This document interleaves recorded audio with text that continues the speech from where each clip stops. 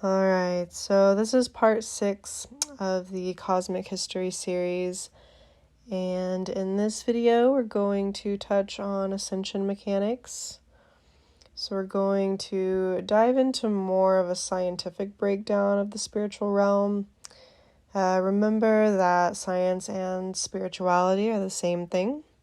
We are just bridging those realms by means of calculation and measurement. We're giving ourselves a visual representation of what is happening. So we're going to look at time cycles, electromagnetic field organization, morphogenetic waves, and patterns of pulsation, things of that nature. So we're going to start by looking at the evolution of humanity, specifically with the idea of ascension. This is not just some lofty spiritual concept. It is the literal, tangible, scientific process of the evolution of consciousness. And it pertains to our biology within these laws of energy mechanics that are applied to our multidimensional reality system. Humanity was created as a creator species. So the thoughts and the actions that we entertain will be met in manifest experience. So that idea of the law of attraction. And that means on Earth and also in the life experiences that are taking place beyond these earthly planes. The choices that we make determine the quality of the experience that we personally encounter. And our evolutionary blueprint calls us forward through time and space and allows for us to remerge with our immortality and reunite our consciousness with Source or God. And the challenges that we face as humans are meant to be seen as lessons in growth.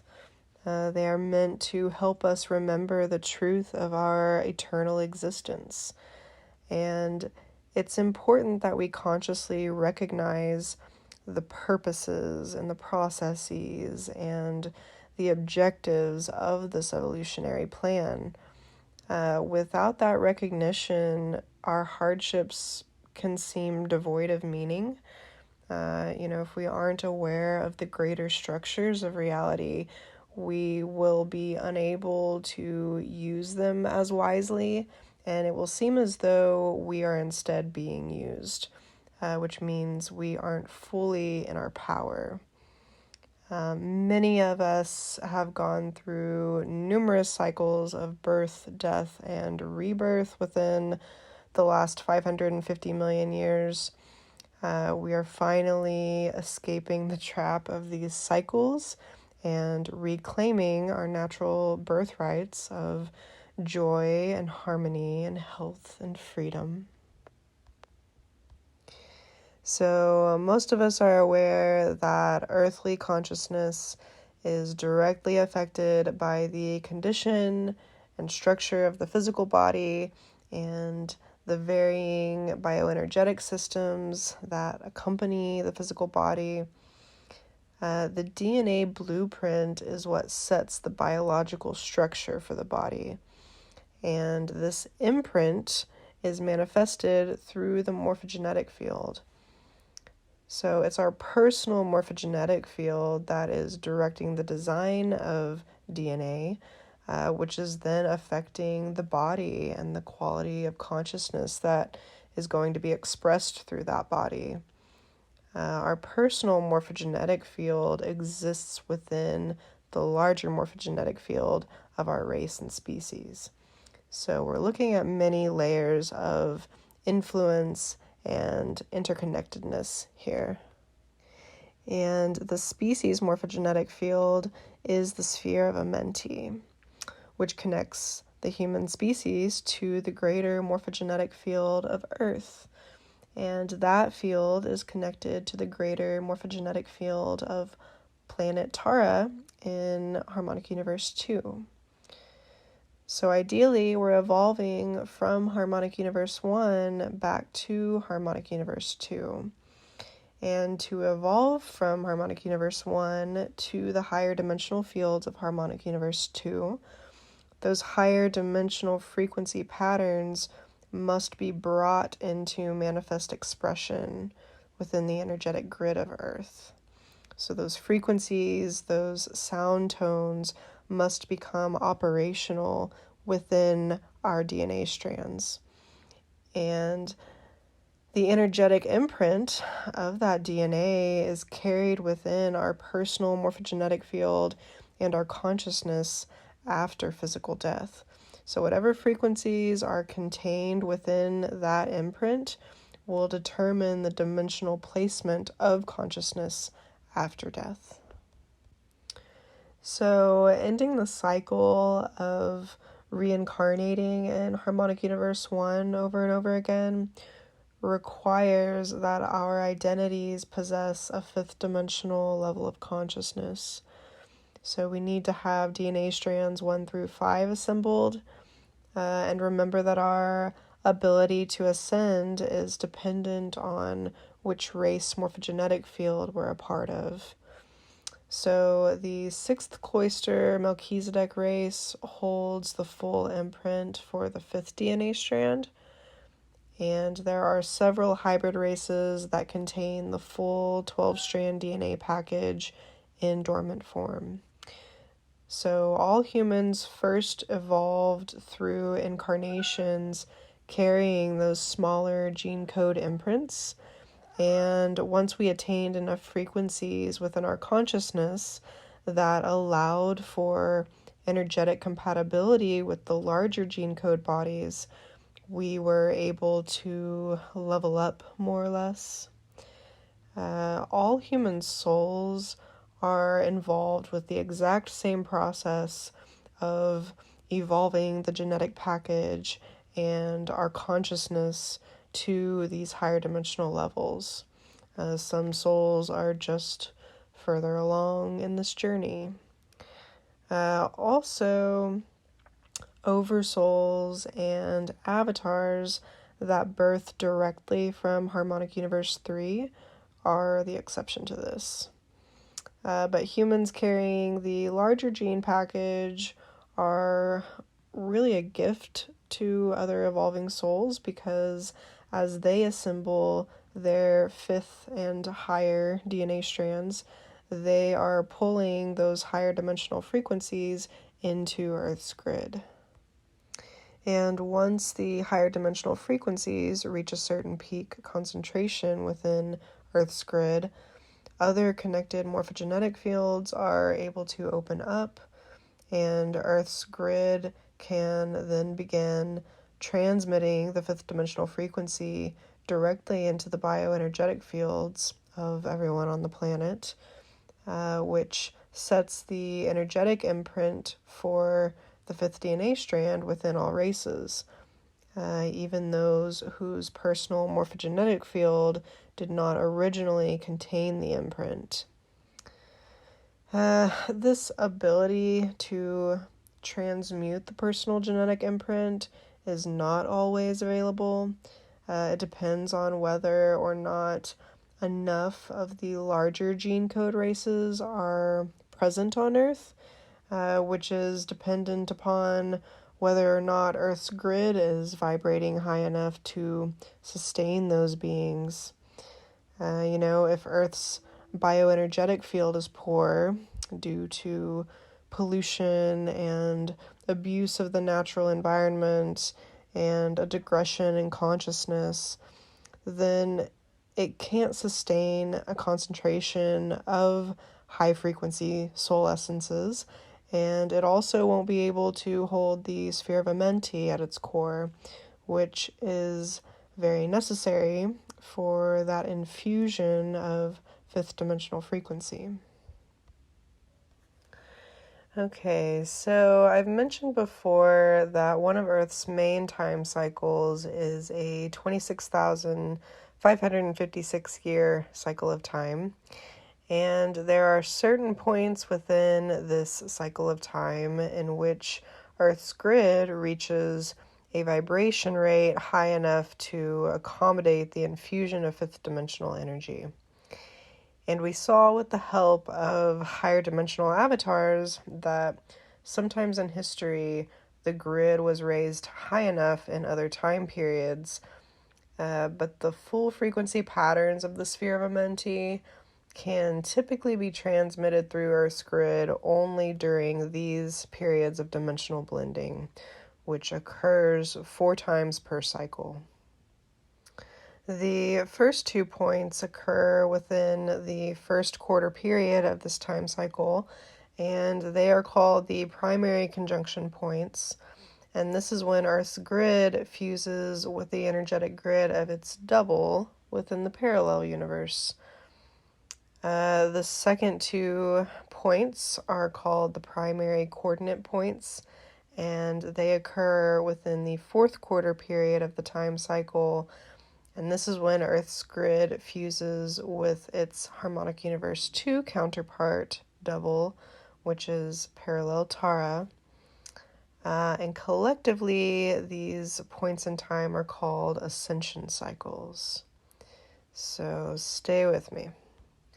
When we're talking about parallel doubles, we're talking about antiparticles, which are pulsing faster than regular particles, and they would be considered lying within the etheric realm. Particles are composed of overtone frequencies within certain dimensions, and antiparticles are composed of base tone frequencies within certain dimensions. And fusing these fields means the particles and antiparticles enter hyperspace, which means that they momentarily return to a higher dimensional morphogenetic field. And this is where they reverse their spin and polarity, they shift their angle of rotation, and pull into the frequency bands 1 harmonic universe up.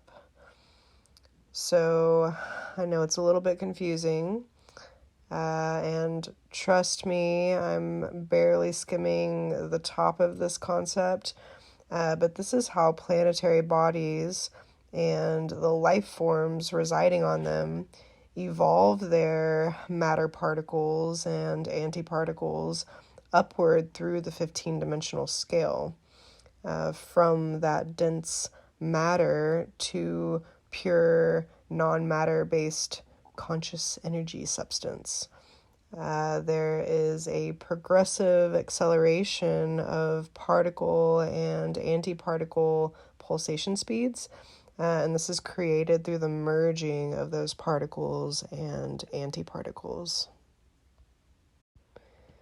So there's an energy that is released when the particles and antiparticles are fusing together, and this is called a morphogenetic wave. Those particles are exploding, they're splitting apart and replicating, and then reappearing in expanded form in the dimensional frequency fields of the next harmonic universe. So there's this progressive transmutation of particles and antiparticles that's happening, and the energetic grids of Earth and Tara are coming into alignment. It's kind of like the undertow of a tide, so that energy wave creates a backflow wave from these morphogenetic fields, and these wavelengths start remanifesting as their opposite. So there's a blending effect here. And these blended morphogenetic fields are creating what is called a harmonic resonant tone. And the height of this cycle is about 10 years long. So during this time, polarities are reversing, the magnetic poles are spinning, reversing, and shifting in their angle of rotation. And Earth starts to enter a faster moving parallel time cycle, one that is functioning at 2 times the speed. There's a very similar process that is occurring on Tara, But basically, the particle pulsation rates of the time cycles of the two planets are becoming the same speed. But the electromagnetic fields of each planet help keep the other in balance. So as long as they're balanced, the physical Earth won't shift on its axis, and there won't be any massive Earth changes. But it's interesting because when the grids merge, this means that some of the landmass contours of Tara will appear on Earth as these etheric overtone structures, and eventually they will become physically manifest on Earth's plane.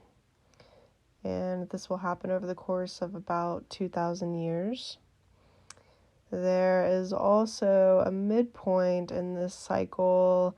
There's a 3-day period when the morphogenetic field essentially collapses, and this is likely to induce difficulty with the functioning of electrical and magnetic devices. The human body could experience elevated levels of tension, pressure, fatigue, etc. There could be more intensive atmospheric anomalies, perhaps a prolonged period of darkness and light, maybe a double moon. And this actually already happened in 2017, but I'm assuming that they somehow stabilized the grid and avoided the majority of these effects. This is just a guess on my end. I'm not for certain, but hopefully we are still on track. So during these ascension cycles, there is an infusion of frequency from the higher dimensional fields into Earth's grid. It's following a natural path of interdimensional energy circulation, and during our current ascension cycles, harmonic universes 1 through 5 are all being connected, and the harmonic time cycles within each harmonic universe are synchronizing within each of the 15 dimensions. So we'll get into the breakdown of dimensions a little bit more later on, but basically there's a warp in space-time that's occurring. There's a portal that opens up through the 15-dimensional scale, and it's allowing a beam of universal flow to pass through the harmonic universes. And this is what they call the holographic beam. It's in the shape of a spiral. The holographic beam feeds and sustains all of the dimensional systems, and the holograms of matter which take place in those systems, which includes all species of life on the planet, right?